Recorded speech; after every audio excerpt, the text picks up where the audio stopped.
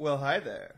My name is Necroxis, and that was a very stupid intro to the video, and I don't know why I did it. But, I got a couple requests for me to basically give a reaction or basically a theory crafting video on all of the 5.4 sound files that were introduced in the last beta push, or PTR push. So this is this video. I didn't know what to put for a beginning, so I'm including myself. I don't know if people want more of this ugly mug in the beginning of the videos, but this is just going to be for this one because I figured I didn't know how to start it out. So here you go. I'm going to play each sound file, so this video will probably be quite long because I'm playing all of the sound files as well as my reactions and my theory crafting towards it. But I'm not going to do the reaction in the webcam because that would make the video huge. I'm just going to do it in Audacity, and I'll change it. So if you notice a sound difference, that's why. But basically, my reactions and my theory crafting is not going to be really scripted out. I've already heard all the sound files multiple times, but I haven't really put all of my thoughts down in one place about all of them. So this will probably be the place where I do that. But my point in saying that is I'm not going to be scripted out what I'm saying, so it might ramble a little bit like I'm rambling now already, just forewarning. So, here we are. Let's start with the first one, which I believe is Anduin. So, enjoy. This is history in the making. Give us a chance to put things right. We're here to lend our aid. We can help you rebuild the Vale. What is this place? I've been here for hours and the sun hasn't moved. What could create such a thing? Is it dangerous? I will. Well, the Anduin sound file seems to be two distinct different places. The first is obviously in the Vale, in the raid. I would have to assume it's after the raid is complete because he talks about offering to help rebuild the Vale, which that pretty much leads me to believe or theorycraft that, you know, even though we do beat the Shaw of Pride, there probably will be sacrifices.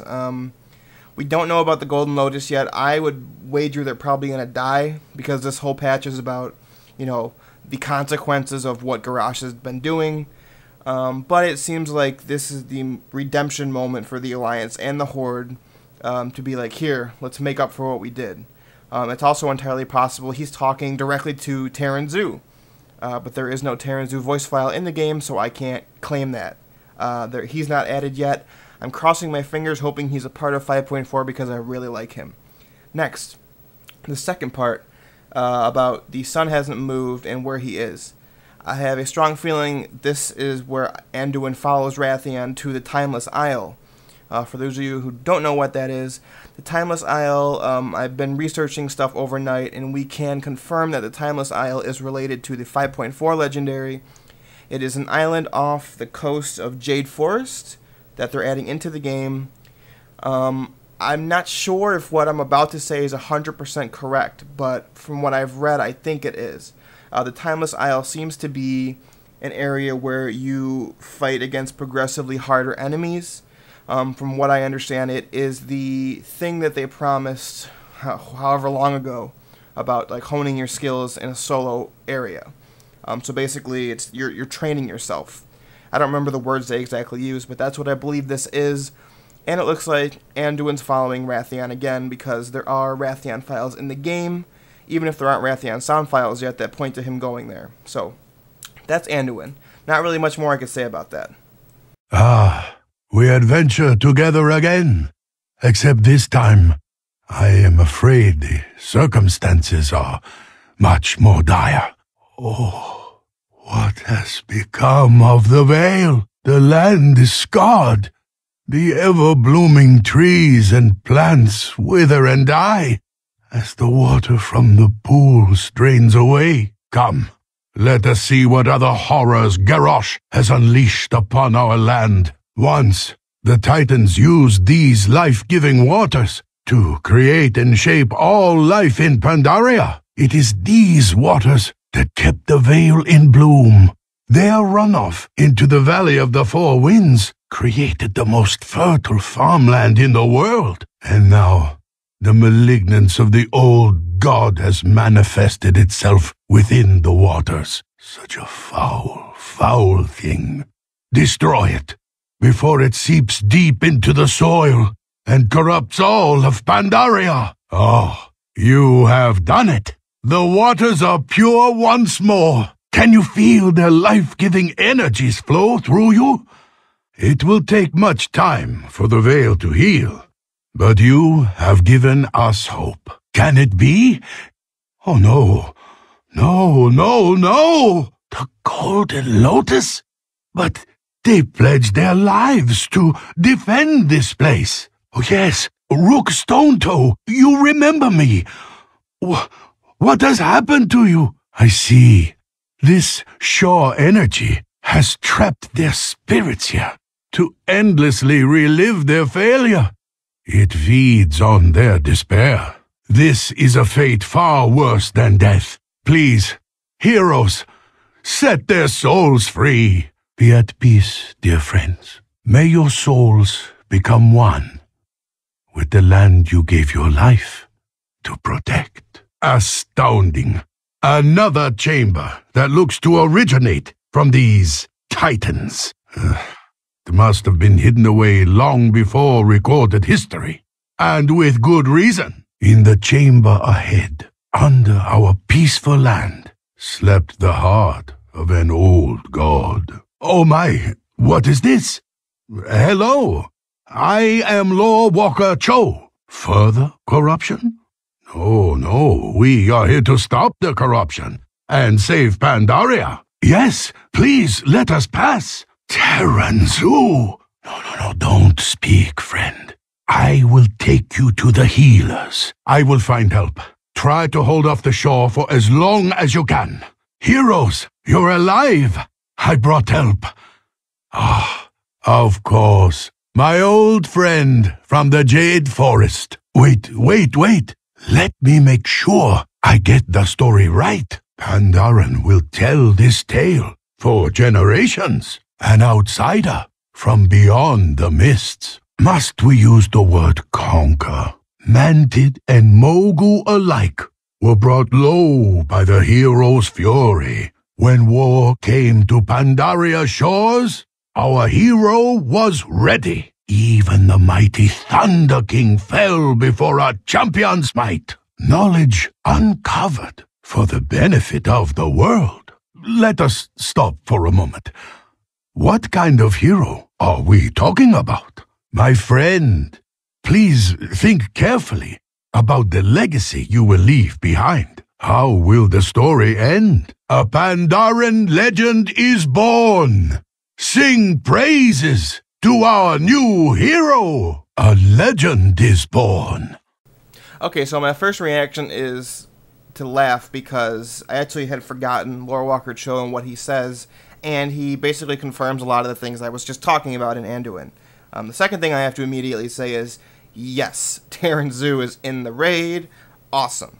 So obviously, Lord Walker Cho is the narrator of the first part of the raid. There's no other files in the game or added yet that suggests he's moving beyond the Pandaria portion, which is the first 4 bosses. So we can assume he's the one doing that there. Taking a look at it, we can basically say things that we already know. I could have told you this on the PTR, but he narrates through each boss. The first one is Immersius. Basically, the holy or powerful waters of the Veil have been drained off by seemingly Garrosh. We don't know if that's 100% true yet, but there is an area in the raid. The first room has all of the waters pooling into this one area, and that is seemingly where the boss is. This pooling of waters gets corrupted by the Shah, and that is the first boss. So he goes through that. Then he talks about the Golden Lotus, which is the second boss. That boss is officially called the Fallen Protectors. And it consists of 3 Pandaren, Rook Stonetoe, the 2 others that I don't know and I'm looking up as I'm speaking. He Softfoot, you guys might remember leveling with him in the Golden Lotus dailies. You had to find him, he was often caged, and he also helped you out. The third person is Sun Tenderheart. She was the priestess who stood near that giant fount of light right down the steps from the Mogushan Palace. So those guys are the second boss, and it seems like they do die, based on him saying, you know, may your souls become one with the land. So after that, that's unfortunate, but you know what? I am actually okay with bigger portions of people dying in this patch, because it makes the whole like worrying about Garrosh and the war more real to me. It feels like there are actual consequences for what have happened. Next, he moves on to the third boss. This is when he's talking about the hidden chamber and, you know, further corruption. He's talking to this Mogu/Titan Watcher thing that you actually see in 5.3 if you do the Dark Heart of Pandaria scenario. In the final room, there is the big statue, and that is him. His name is Narushan, and he seemingly helps you out against the actual third boss, whose name I believe is just like the amalgamation of corruption or something like that. And finally, the final boss is a Shaw of Pride. What we can gather from this is that Terran Zoo and the Shadowpan are fighting the Shaw of Pride as we arrive, and he either gets like dangerously injured like right before, or like right after we kill the final trash before it or something, and Lord Walker Cho basically helps him get away before he dies, and then we have to fight it. So that's about it. Afterwards, it seems like, you know, typical Pandaria stuff where, oh, hope has prevailed and the hero has won and we will rebuild, but it will take a long time. And Lord Walker Cho finishes his thing. He's been talking about the whole expansion, about how we as the hero, or as the player, are the hero of Pandaria. So that's pretty interesting. It seems to confirm Terran Zoo is in the raid, which is the thing I was looking most forward to. So, yay. Moving on. I knew you were destined for greatness. Then let us begin. Your hope shines brightly, and even more brightly when you work together to overcome. It will ever light your way, in even the darkest of places. When faced with challenges, the like you have never seen, what do you hope for? What is the future you seek? Do not give up on yourself. Believe in one another, and let others carry hope for you. Without hope, there is no brightness in the future. Create the destiny you seek. Now, Chi-Ji, the next three files are going to be Chi-Ji, and then Yulan, and then Zuin. And I'm organizing it this way because I'm going from Pandaria to Orgrimmar, and these are seemingly the last three sound files we have currently in Pandaria. The Chi-Ji one is typical Chi-Ji stuff. Yay, hope, and hope is awesome, and, you know, hope will prevail overall. I should mention, for people who don't know, the August Celestials, which are, you know, Chi-Ji, the Red Crane, Zuin, the White Tiger, Yulan, the Serpent, the Jade Serpent, and Nizao, the Ox. They are confirmed for world bosses in 5.4, along with a separate world boss, a Yangol. But the August Celestials, they're not world bosses as in they're corrupt and we kill them. From the PTR footage that I have confirmed, because I wanted to check about this before I said it to make sure, it is definitely them testing us as the raiders. It is not known if they're all four in the same fight, but currently it doesn't look like that. Currently it looks like each one is its own separate raid boss. At least right now they are under the raid boss tab, or the world raid boss tab at least, so we don't know, but Chi-Ji, he's not really interesting. The other two get more interesting. There are also sound files for Zuin and Yulan. None for Nizao because he never says anything except for the one thing he says during the Shadowpan finale. So I don't expect Nizao to have any of its sound files. So let's move on. The lesson of true wisdom lies within you, dear heroes, and in the choices you make. When faced with overwhelming darkness, will you make the right decisions? Children of Pandaria, the mists have fallen. For good or for ill, our land is open to all. Let us draw ourselves together to rebuild this sacred place, the first step toward healing a war-torn world. Listen to your inner voice and seek out the truth. Do not let your judgment be clouded in trying times. Always consider the consequences of your actions. The Pandaren will sing your praises for ages to come. The trial begins. Your wisdom has seen you through this trial. May it ever light your way out of dark places. Learn from your mistakes. Now, the Jade Serpent, Yu'lon sound files are interesting because they're obviously out of order. What I gathered is part of it must be her speaking after or before or during the raid itself. The first part of the raid. The Pandaria part of the raid. Because just like we're going to see with Zuin coming up, she talks about rebuilding. And there's this motif of rebuilding. And Lorewalker Cho talks about rebuilding. And Anduin talks about rebuilding. And Zuin talks about rebuilding. And so what I gather from this and what I can guess is that we're going to complete the first 4 bosses of the raid, which are in Pandaria. And then the Celestials are going to come and be like, yo, dog, shit went down.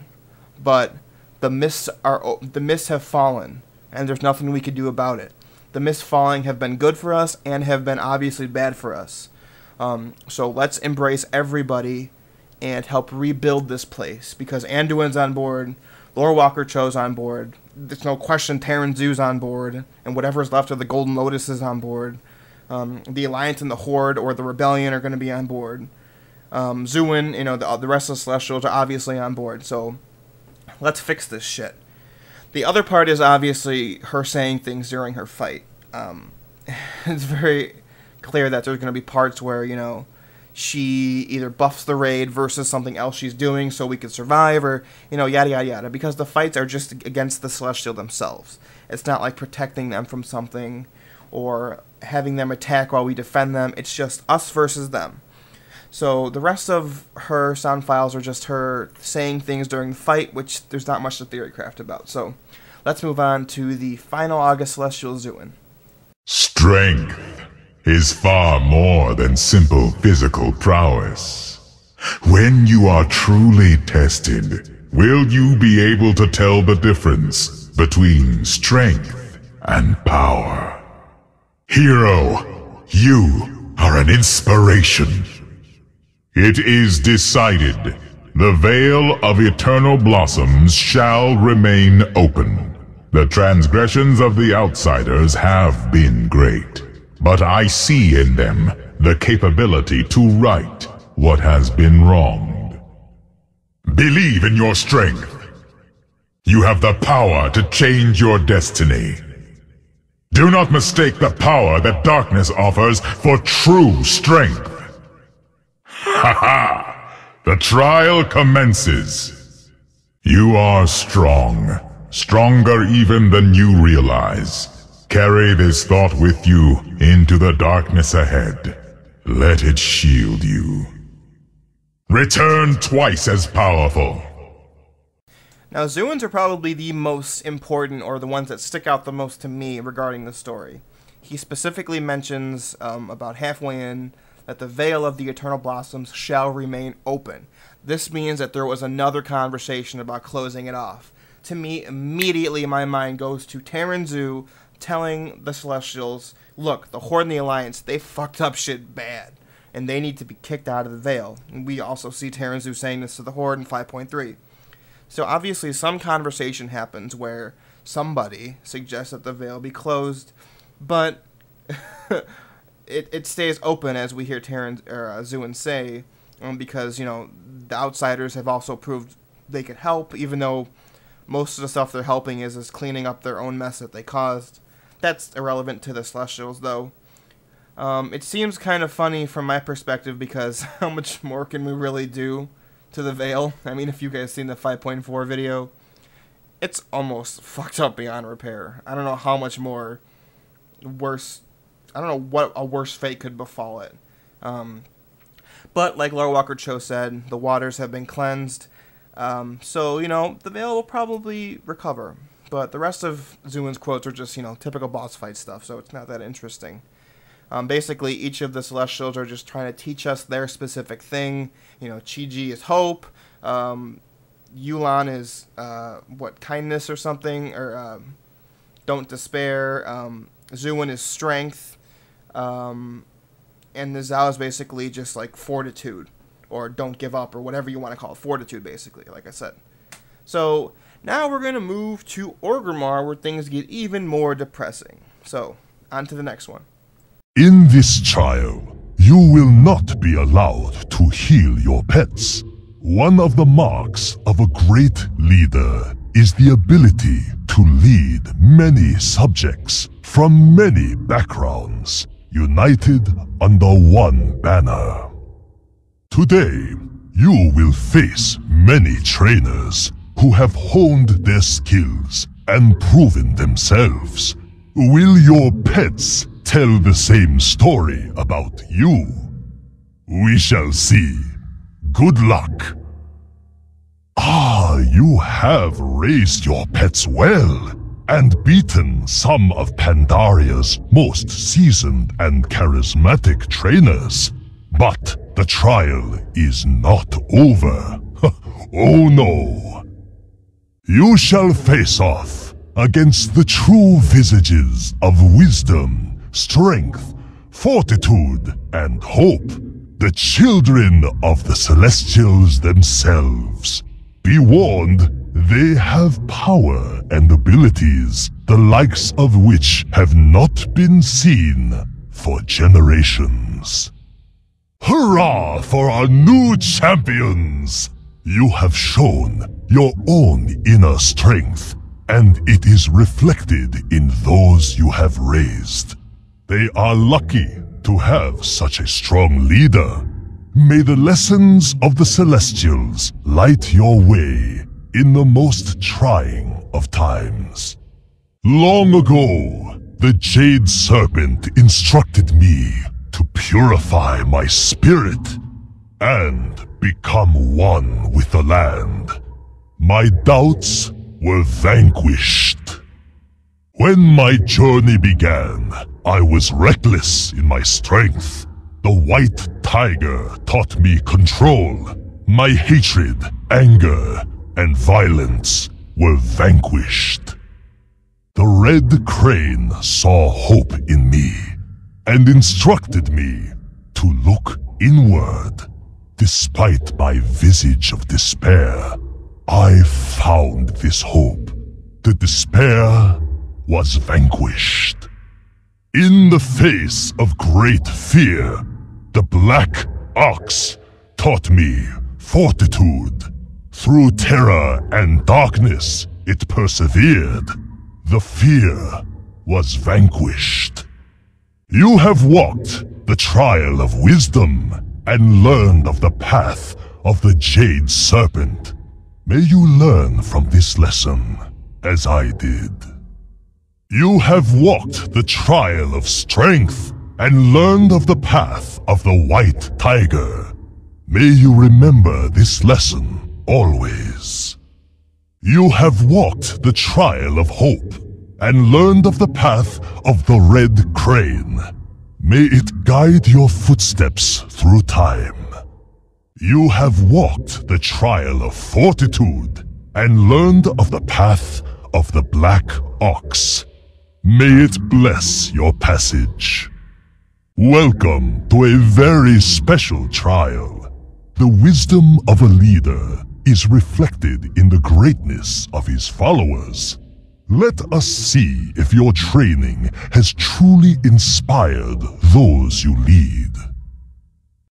So if you couldn't guess, I lied. We're looking at Shaohao, because when I recorded that last one, I actually forgot that he was a thing. And like I said, I'm not really scripting this, so that was my mistake. The issue I have with Shaohao is that, as you probably could have guessed from his sound file, which is quite long, is that they decided that they were going to use him to be like the announcer for the new pet battles area, or scenario, or whatever it is. I don't do pet battles, so I don't really care about it. I don't begrudge anyone who does, but personally, I don't find it that interesting, because I play Pokemon, and Pokemon's much more in-depth and fun, in my opinion. Anyway, that is my opinion, don't crucify me. But I think it's stupid to have the last great Pandaren Emperor, Emperor Shaohao, the guy who purged the Sha and created the Shadow Pan and did all the other awesome stuff, be the pet battle narrator. I mean, even if you're a fan of pet battles, you have to admit, that's kind of stupid. But he also has quotes referencing the various Celestials. To my understanding, during each battle with each Celestial in the world, it is explained as the fight is happening, or right before it, or right after it, or however they're going to do it. They're going to explain what the Celestial taught Shaohao, and basically I'm guessing they're going to connect it to what we're supposed to learn from it. So Shaohao has various quotes. For example, when he's talking about Nizao, he says, in face of great fear, the Black Ox taught me fortitude. Though terror and darkness it preserved, the fear was vanquished. Or through terror and darkness it preserved, the fear was vanquished. So, Nizao is meant to conquer fear. I have a feeling that he's going to show up in spirit form while we're fighting them, and he says this. So, that's interesting, but I still think it's incredibly stupid that he's narrating pet battles. So, now we're going to move on to Orgrimmar. Look here! He left his weapon behind. This means he's completely unhinged. Likewise, Sylvanas and I have both sent ships to support Vol'jin's revolution. It is always a pleasure to see you, Lady Proudmoore. Champions, come with me. It's time to settle grievances with our war chief. Bladefist Bay is fortified. By the Sunwhirl, we're getting slaughtered. Heroes, port over to the docks and take out their shore defenses. Put a stop to this bloodshed. Sylvanas, you will leave our corpses alone, or I will deal with you here and now. Well, I suppose that's between you and the Alliance, isn't it? Well done. The 1st Brigade has made landfall. Strategy, Dark Lady. We should repurpose the shore defenses. Heroes, take the towers. Turn the guns onto that proto-drake and blast it from the sky. Some of you will need to stay behind to hold the beachhead. I require assistance. Ah, much improved. Impressive. She seems to be assaulting her own towers. We are halfway there. Sometimes I impress even myself. And down goes the dragon. Finally, I will never get all of this dust out of my robes. I will take that as a compliment. We'll hold the docks for now and marshal the forces. Vol'jin should await you at the gates of Orgrimmar. Oh my! What has overcome our Dark Lady? I'm summoning a flame strike. Lead them into it. Where is this blood coming from? So, first thought after hearing this, and I've heard this voice sound file 4 times at least now, and just listening to it again, I'm still giddy with anticipation. Somebody finally stands up to Sylvanas and doesn't let her do whatever she wants. Lor'themar, through this one quote, and I haven't even seen the context in the game with Sylvanas, Lor'themar has now jumped up to my favorite Horde faction leader, because he tells her right to her face, you're not doing what you want to do with your Valkyr, or I will deal with you right now. Awesome. Lor'themar is a badass. The rest of his quotes, typical in-battle stuff. What we can gather from it is, with Jaina as well, which will be the next quote, Jaina for the Alliance and Lor'themar for the Horde are going to be the faction leader in the first part of the Orgrimmar part. And for those of you who didn't watch my 5.4 video where I explained the bosses, the Orgrimmar part of the raid actually happens outside the gates in Durotar. So in the bay and going towards the gates. So this seemingly is what Lor'themar and Jaina are doing. With Lor'themar seems to be Sylvanas, and with Jaina, as you'll see, seems to be Varian. Something interesting seems to happen to both Varian and Sylvanas, and we don't know yet, because Lor'themar does say something to the effect of what has happened to our Dark Lady, or what has overcome our Dark Lady. So, we don't know what's going to happen. The Varian and the Sylvanas files, funnily enough, have not been in the game yet, or not added, so we don't know. Outside of that, more typical Lor'themar versus Jaina stuff, which I can never get enough of. It seems like they're still rivals without hating each other, which is how I think it should be, because my issue, and you're going to hear me complain a lot about this when I have my Vol'jin novel video, you don't have to have faction leaders who understand how the other side works but just have a simple disagreement. You can have faction leaders who dislike with a passion the other faction. That's okay. That's part of the reason why I wish they did Garrosh right as a character, because if they would have made him consistent, I would have been totally behind his hating of the Alliance. But they didn't, so I don't. That's another story for another video that I already made. Go watch the Garrosh one. It's the first character video I have. But other than that, it seems like once the players beat those next 4 bosses, then Vol'jin takes over for both factions. One final thing I find interesting, and you're going to hear this exact same thing in Jaina's side. It's a quote. The quote is this: "She seems to be assaulting her own towers." The fact that both factions say this exact same line leads me to believe that Warlord Zayla, who is the one who empowered the Proto-Drake, who is actually a raid boss, perhaps Warlord Zayla turned on Garrosh and is using her forces to destroy her own towers. I don't know, maybe. That's the only thing that makes sense to me, fitting that quote in some kind of context on both sides. Zayla, for whatever reason, realizes Garrosh is a crazy douchebag and turns on him. That's about it. I believe that's everything. Oh, one more thing I want to address before people freak out, because I already saw this on the forums. This one and the next video, you're going to hear both of them die, but it's just typical, you know, in the raid, if you fail, that character dies, so they have to have dialogue for that. Lor'themar says, whatever, where did this blood come from? Jaina says something else. So, now let's go to Jaina and hear what she has to say. So Hellscream's arrogance unleashed the last of the Shah. I am not surprised. Gore howl. News to no one, Regent Lord. King Rin's fleet is converging on Orgrimmar as we speak. I'm warning you, Lor'themar. The Alliance is besieging the city, and we will destroy Hellscream. Your people had best stay out of our way. Come, heroes! Through the portal! The siege of Orgrimmar begins! High King, I've brought reinforcements. I can open a portal to the docks, large enough to get a strike team through. The Dragonmar supporting the war chief. We're going to need some serious firepower. Here they come! I've conjured a blizzard. Lead them into it. Help me! Oh, thank you.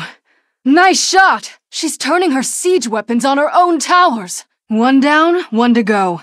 It worked! The Proto-Drake is falling!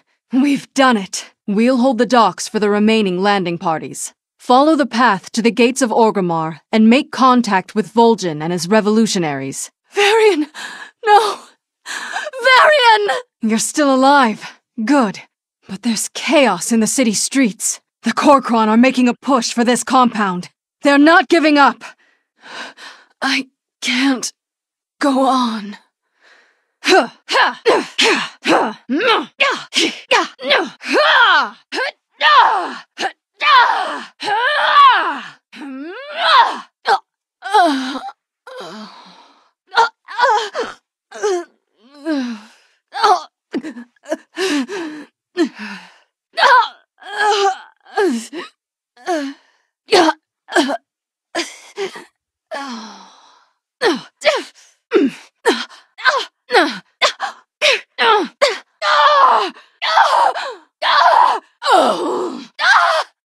So I'm not gonna say Blizzard likes having Jaina grunt and moan in pain, but I'm gonna say it seems like they like to have Jaina grunt and moan in pain. Ignoring the fact that half of that video, or half of that sound file, is just her moaning. She strikes a very similar tone to Lor'themar, which has been Jaina and Lor'themar's whole thing this expansion. They have been, you know, the mirrors of one another. As I said with Sylvanas, with Varian, it seems like something happened. Perhaps it appears that Varian had died. Personally, I don't think he's going to. Or I would say I'd be very shocked if they did, because they built him up this whole expansion. There's no reason to do so, just to kill him off. In addition, there is nobody to take over for Varian. Anduin's not old enough, not experienced enough. You know, he's, what, still only 16? I would be extremely pissed off if they killed off Varian, definitely. The funny thing is, right after she said that, she says, "You're still alive." A lot of people think she's talking about Varian. Personally, I think she's addressing the heroes. That's just my opinion. There's really no way to prove either way.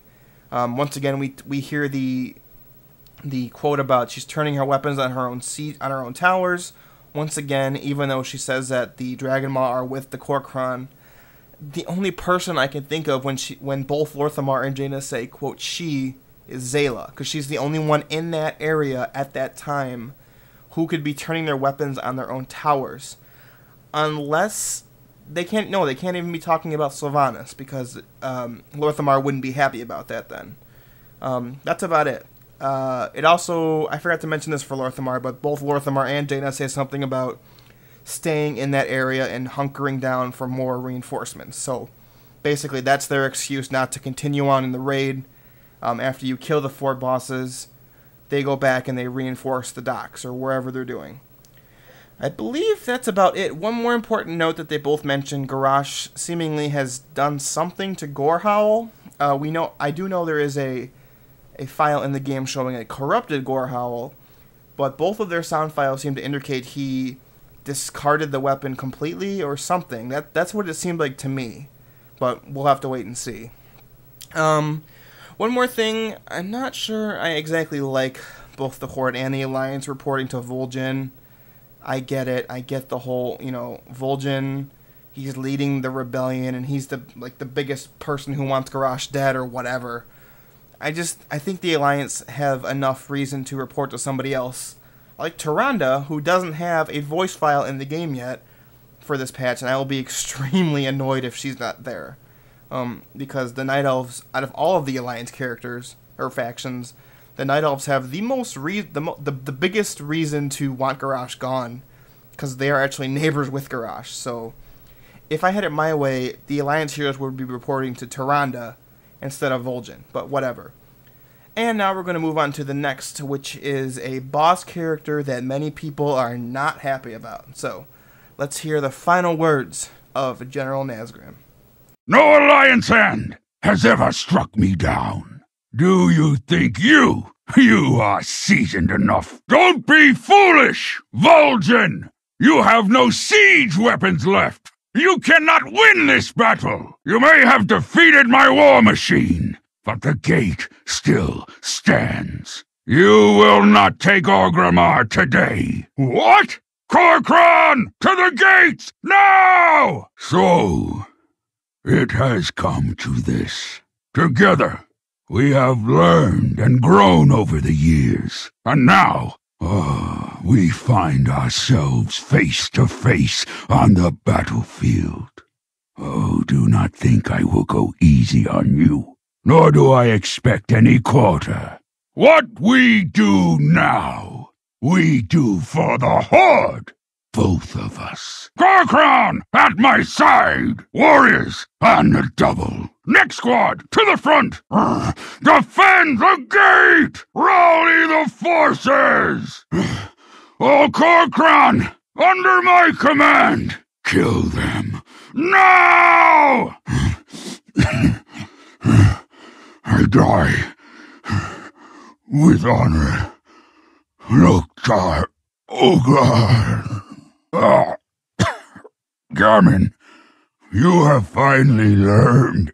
I am proud to have died at your hands for the Horde. You have learned much and learned well. An honorable battle in the end. I stood by the war chief because it was my duty, and I am glad that it was you who struck me down. May your strength lead the Horde into a new era of prosperity. I am Nazgrim, Fist of the War Chief, and General of the Horde Army.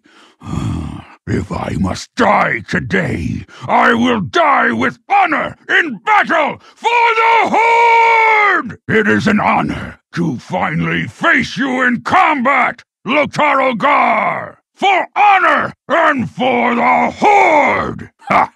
You should have trained harder! Oh, Nazgrim. General Nazgrim. You know, I've never felt really strongly one way or another about the character. but I have to say, this sound file really got me on his side. I really am finding myself liking his character now after hearing this. And I'm okay with him dying. And that's not me as an Alliance player saying that because, you know, I want the Horde players to die, or the Horde characters to die. That's me as a lore fan saying it because, you know, I've said it in multiple places now. And I don't want to toot my own horn, but it seems like I'm ending up being correct where, you know, Nazgrim's whole shtick the entire time he's been in the game, you know, from Wrath to Kata to now, has been, you know, he serves with duty and honor, and he is bound by duty to serve Garrosh. And we end up seeing how far that duty goes, and it ends up in his death. And I kind of like that as a lore fan. I like a character like that. I think it makes sense from an orc perspective. I think that there should be more representation of this in the Orcish culture than there is, and I generally like it. Another thing to note as there seems to be wildly different quotes based on who Nazgrim is fighting. That's very, very obvious to me, and I'm pretty sure to all of you. To the Alliance, he doesn't say much, and when he dies, all he says is, you know, I die with honor, Loktar Ogar. There is a... For those of you who are going to mention it, Gammon. There is an achievement in the 5.4 files where Gammon has to survive the encounter. And that is what I believe the Gammon quote is for. Nazgrim will say it if you accomplish this part of the fight and he survives. Just based on a guess and based on achievements that have been like this before in raids, Gammon canonically is not meant to survive, and him surviving gets you a unique quote as well as an achievement. I don't know if that achievement gives you anything, but it reminds me of the quote, that is not canon achievement from the Well of Eternity 5-man, where if you do the fight in a different way, as in backwards basically, you get an achievement for doing it. That's what the Gammon thing says to me. So there's no, you know, Gammon kills Nazgrim officially or blah, blah, blah, blah, blah, blah. I think that's just a separately non-canonical thing that the developers are just throwing a bone to the whole mimic character of Gammon, who personally I can't stand. But anyway, moving on, the Horde seem to get a lot more interesting dialogue with Nazgrim, and I think they should, and I'm kind of glad they are. I have no problem with each faction getting different dialogue. It seems like Nazgrim is okay with dying and being defeated if it's by the Horde players, because he talks about how much you fought together and learned together throughout the 3 expansions he's existed, and then he even mentions Vol'jin, even though that Vol'jin led a revolution against Garrosh, and in Nazgrim's eyes that is dishonorable. He is happy that it reminds me, it speaks to me like Nazgrim in his heart knows Garrosh is wrong, but he is honor-bound to follow him, and thus when he dies and is defeated by Vol'jin, he's kind of happy, because he even ends up saying, may your strength lead the Horde into a new era of prosperity. He's saying that to both the players and to Vol'jin. So, you know, I'm kind of okay with that. I think it's a great send-off to a character that I really like now. And I think it's fine to kill off characters that have outlived their usefulness. And with how Nazgrim is, and how we know the end of Missa Pandaria is basically going to end the Horde and the Alliance war, for the most part, Nazgrim as a character isn't really needed anymore. And I know a lot of Horde players are not going to like me saying that, but I really believe so. Anyway, I think that's all I can say about Nazgrim. I think this is the longest section that I've even talked about yet for a character. But now we're going to move on further into the raid with Malkorok, the orc that everybody loves to hate. Nazgrim has failed us. Corcoran, destroy these intruders. The overwhelming power! Garrosh gives me strength. Weaklings! You dare challenge the war chief? Witness the might of the true Horde! The power of the War Chief will overwhelm you! The true Horde cannot be stopped! Stand and face me!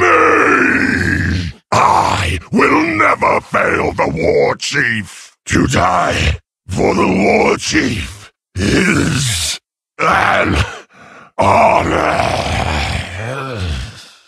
The War Chief demands it! So Malkorok is not nearly as interesting as Nazgrim, and there's not even much I can say about him, because most of his stuff is just, "Rawr, you're bad, because Garrosh says you're bad." You know, Malkorok's that character that has been obviously created to have everybody hate and to want to kill. From his introduction in Tides of War to his comments in 5.1 and 5.3 and his role in 5.4, his only purpose is to basically serve as a boss. He gets a little bit lore here and there, but the second that I read his character in Tides of War and I understood it a little bit, I immediately said, that's going to be a raid boss. And I'm right, and I'm pretty sure a lot of people could have predicted that as well. So I'm not going to pretend that was a unique thought. Yeah, it seems to just further extenuate the fact that, you know, this true Horde, which is what Garrosh calls his Horde, basically views Garrosh kind of like as a god at this point. You know, the War Chief has been elevated to such a high position that it's almost religious in a way, at least from how Malkorok talks about it. So there's not really much more I could say about Malkorok, but good riddance to an asshole. I mean, I guess his character was a success in that I hate him, which was the purpose of it, but I'm not going to miss him, so let's move on. Deploy the gear! Establish a perimeter! Oh, hello, friends. We've just about secured the surface. It looks like the real fight's going to be down here. Don't worry, we've got your back. Forge ahead, brave heroes! Oh my god, they have Mekkatorque in this patch. Holy balls. When I first read that he was part of the raid, I didn't care how big or small. I was just happy that he was involved, because Mekkatorque is like a sleeper candidate for me for my favorite Alliance faction leader. Because if you read his actual lore, he's such it's not even badass, it's like awesome. He's a genius, and I have a video about him. You can watch it if you want to see me fawn over Mekkatorque. But I really like that they're seemingly including most of the faction leaders from both sides. You know, as a note, of course, I did complain about Tyrande, who personally I do think is going to be in. I hope, maybe. She should be, at least is what I'm going to say. She should be in this patch. You know, Gen for the Worgen, I don't, honestly, even though I play Alliance, I don't really care about Gen that much. And Velen, anyone who expects Velen to be doing anything at this point is just setting themselves up for disappointment. So I automatically discount Velen for everything, because Blizzard just does not want to add him. They just refuse to, I guess. So, you know, awesome. Mekkatorque, cool. It seems like if I had to guess based on contextual clues, his part takes place after Nazgrim and Malkorok, because Malkorok, like I said, the raid is structured where the first 4 bosses are in the Vale, the next 4 bosses are outside of the gates, the next 4 bosses after that, the first boss in the third part is Malkorok. It seems like after the Malkorok section, Mekkatorque shows up and basically, for the Alliance, is like, yo, there's shit going down below, under the city. So here, let me help you with that. I forgot to mention Nazgrim a little while ago. Nazgrim is the last boss of the second part, which is assaulting the gates. He's the guy directly guarding the gates, so there's that. I don't know who the Hordes is yet. They don't have a countering one, and I would severely doubt if Mekkatorque was for the Horde as well. That doesn't make sense, but like we're going to see with the next one, which is Moira, they're actually including Moira as well. That leaves a spot open for 2 other Horde faction leaders, Galliwick should probably show up at some point. He would probably make the most sense to counter Mekkatorque, because, goblins and gnomes. Blizzard can't help but compete them for every damn appearance. So, let's hear Moira's little spiel. It's not that long either, but let's go. Oh, that was a fun ride. Heroes, I salute you. There's something right foul in these chambers below the city. Ooh, that looks dangerous. Get in there, boys, and show him what we're made of. A right deadly machine that is. Best watch your step down here, heroes. So when I said Mekkatorque was a sleeper candidate for my favorite faction leader, I listened to Moira again, and I realized that I'm just being a partisan alliance hack, basically, because I find myself saying the exact same thing about Moira. Maybe it's just the fact that I'm really enjoying the spotlight being placed on people other than Varian and Jaina, even though they are in this patch. At least the other faction leaders are mentioned. Based on, again, contextual clues, I can say that maybe Moira and the Dark Irons show up through, those digger... of course I can't remember what they're called off the top of my head. Those tubes that dig through the ground that you can use to get into Blackrock Depths during the holiday boss. Based on her saying, "Oh, what a ride," and based on her saying basically that when she shows up, the part of the raid is already underground. I have to assume she's part way through the raid. I don't know which boss she could be mentioning at the end, because there are 2 mechanical bosses. There is one during the beginning of the third part of the raid, which is basically this robo-scorpion. At least I believe that is when he shows up. I'm going to check really quick while I'm recording this, like a seasoned pro of YouTube. So give me a minute.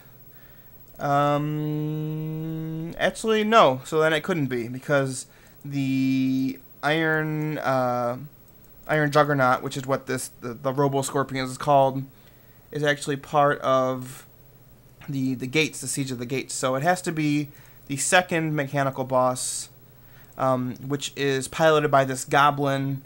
It's basically like a souped-up shredder suit, a shredder that's souped up with a bunch of crazy shit on it. So Moira shows up. Awesome. I'm a fan of that. There's not much else I could say about it, because she's not a big part, but yay. I am just generally a fan of whenever she is involved, because I love her I don't give a shit attitude. I love the fact that she knows she is the rightful heir to Ironforge, and if you don't like it, then you can go to hell. I just like everything about her. So now we're going to move on to the final voice file, sound file in the game at the moment, and it is the big one, folks. It is the final one. It is Garrosh Hellscream himself. So let's listen. My people should have taken this world long ago, during the First War, but they fell to corruption. In their weakness, they allowed the pitiful races of Azeroth to join the Horde. I will succeed where they have failed, and no power in this world can stop me! No! It cannot end like this. What I have seen? No. No! This world is my destiny. My destiny. Anger, hatred, fear. They are weapons of war. The tools of a war chief. Yes. Yes, I can see it now. I can see the future of this world. A world ruled by the Horde. My Horde. The Old One calls to you. The heart will be your end. See the visions of fear, despair, and doubt as I have. You will be trapped for eternity. The true Horde will come to pass. I have seen it. It has shown me. I have seen mountains of skulls and rivers of blood, and I will have my world!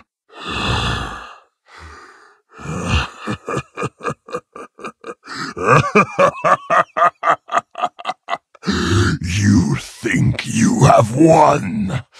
You are blind! I will force your eyes open! Behold!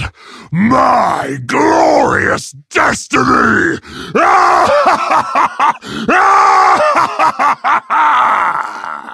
There is no place for you in my world! I will destroy everything you have ever loved!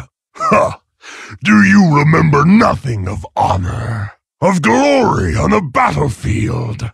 You who would parley with the humans, who allowed warlocks to practice their dark magics right under our feet. You are weak.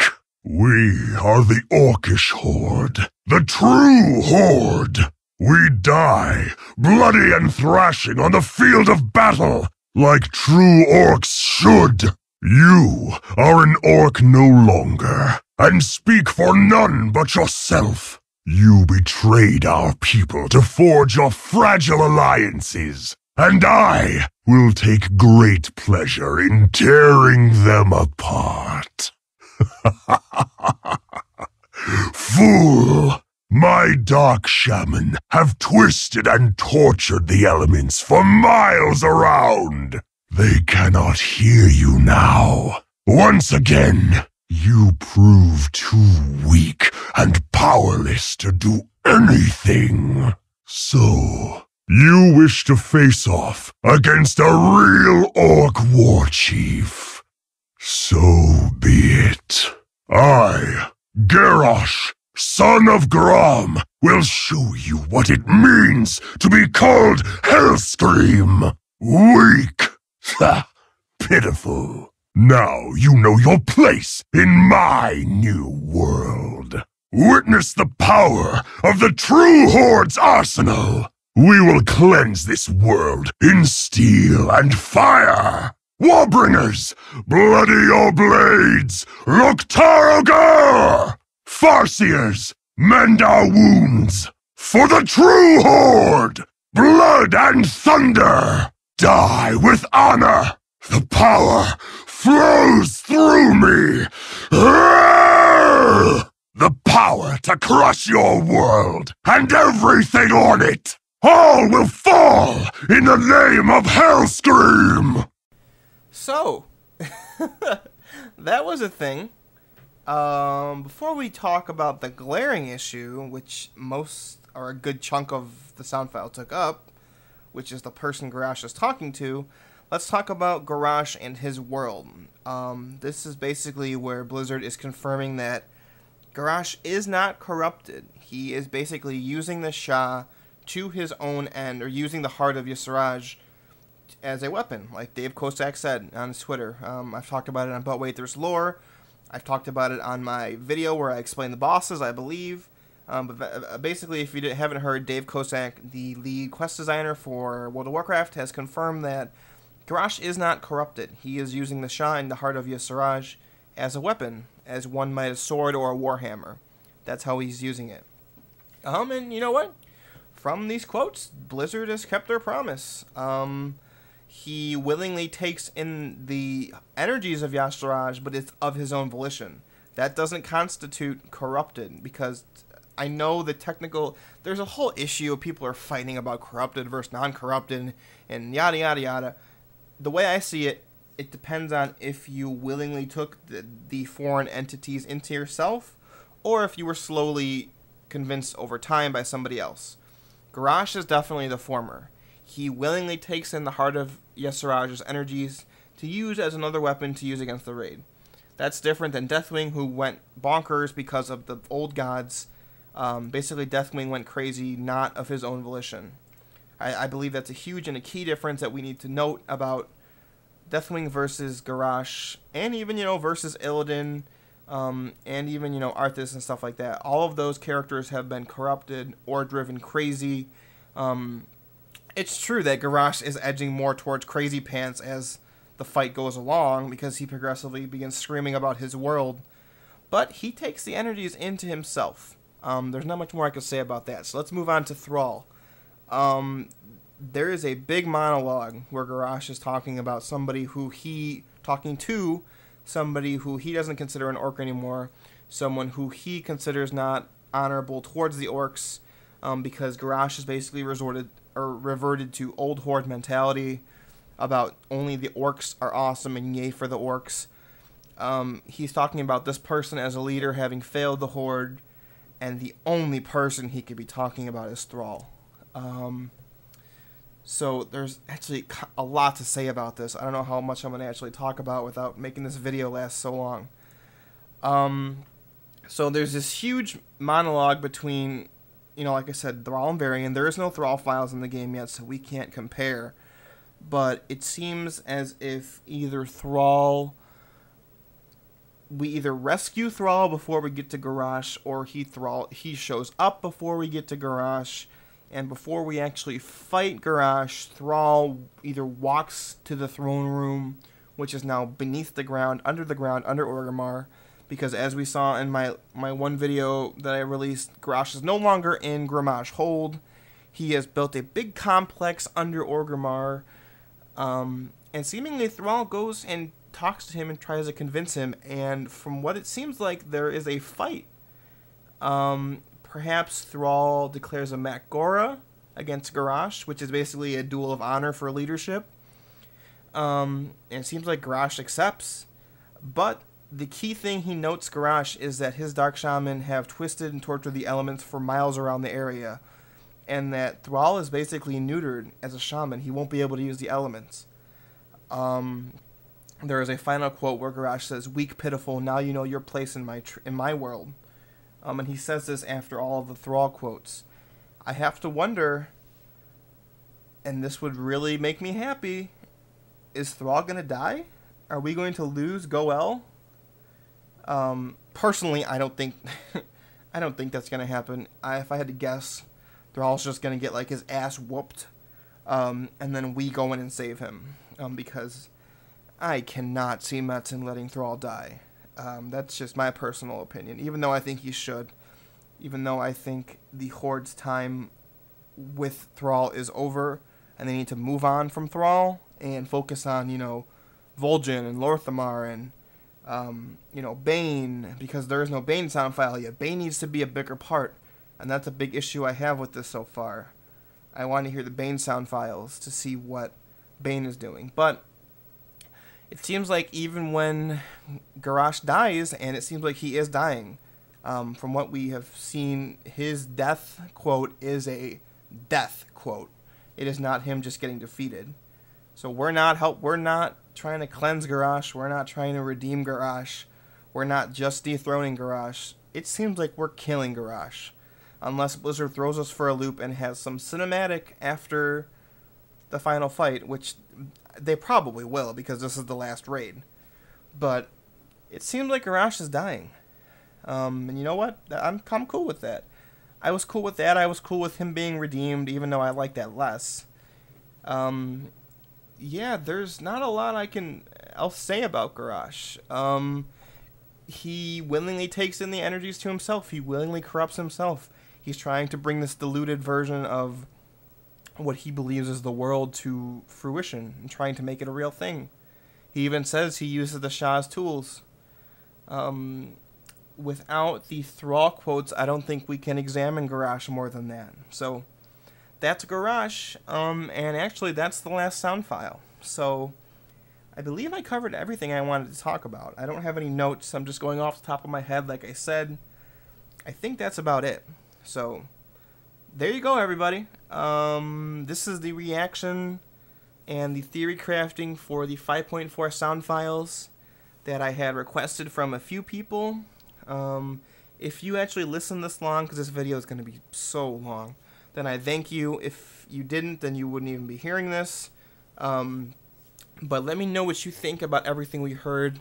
Let me know if you disagree, because I'm sure everyone's going to disagree with me about something on here. It's only natural. I would probably disagree with everybody else about certain things as well. Let me know what you want to see that hasn't been added yet. Let me know what you think should happen to Thrall. Let me know if you think Garrosh should die. Let me know what you think about Nazgrim. Let me know what you think about Lor'themar standing up to Sylvanas. Yay. Let me know about what you guys think about the stuff in the Vale. Because if you watch But Wait There's Lore, you know that Dunn and Janelle have very strong opinions about what happened in the Vale. Let me know what you guys think about everything. And if you like this, then I will probably make a part 2 when the rest of the sound files come out. Because there are big key players missing. Sylvanas is missing, Varian is missing, Thrall is missing, Bane is missing, the 2 Horde representatives that mirror Mekkatorque and Moira are not here. So there are still a lot of sound files missing. Oh, and the big one, Wrathion's not in the game yet. Or sound files are not in the game yet. So how could I forget about Wrathion? So, thanks for watching, everybody. My name is Necroxis, and I hope you enjoyed this video rambling of me about the lore. I never, in a moment of being candid, I don't consider a lot of these rambling videos that great, but people seem to like them, so here you go. I hope you stick with me for the rest of the 5.4 PTR stuff, because I'd really appreciate it, and I'd like to think that my commentary at least adds something. Even if it's bad, it adds something, so you have to give me that. But I will talk to you guys next time for our next look at Warcraft's lore, because there is always more lore to explore, and I hope you do that with me. Farewell, everybody.